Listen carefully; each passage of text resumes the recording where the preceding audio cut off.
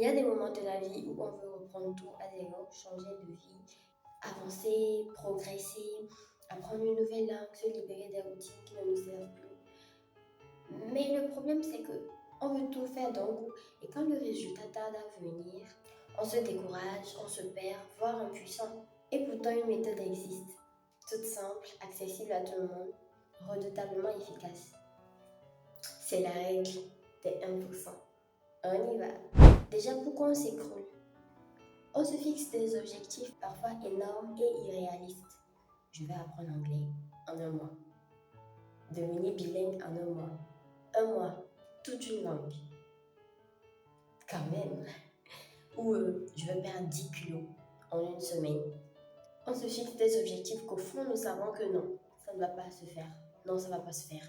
Mais on veut tellement se convaincre qu'on est capable qu'on peut le faire.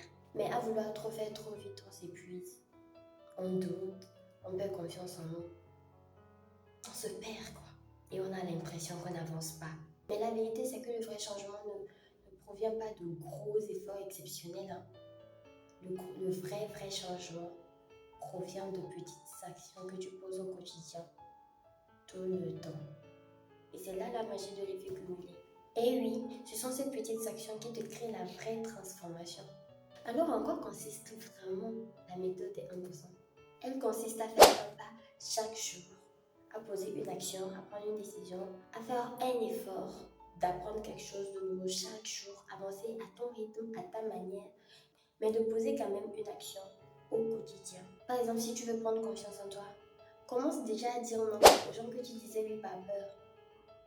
Oui, c'est banal, c'est simple, mais c'est déjà un pas. Tu veux moins procrastiner, coupe les notifications de ton téléphone juste pendant un petit temps, 1 heure, 2 heures, je sais pas moi. Limite et plein d'autres actions que tu peux poser au quotidien. Ce sont des gestes qui paraissent trop petits pour compter et pourtant ce sont ces gestes-là qui changent la dynamique parce qu'ils te prouvent que tu es capable d'agir ici et maintenant. Et c'est ce qui t'ancre dans le réel et t'éloigne de la paralysie du flou. Alors petit à petit, tu gagnes en clarté, tu reprends le contrôle sans t'en rendre compte. Les choses qui te semblaient floues deviennent gérables parce que tu avances pas à pas, avec calme et lucidité. Tu bâtis une nouvelle version de toi-même, solide, posée et sereine. En vrai de vrai, la constance vaut mieux que la performance. Et chaque chose que Dieu fait, pose ces petites actions que tu peux faire à ton niveau, à ta mesure, sans pression.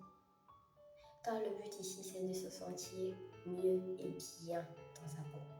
Merci de m'avoir écouté et j'aimerais que tu partages avec moi dans les commentaires la méthode que tu utilises aussi. Prends bien soin de toi et de tes pensées. Et bye bye.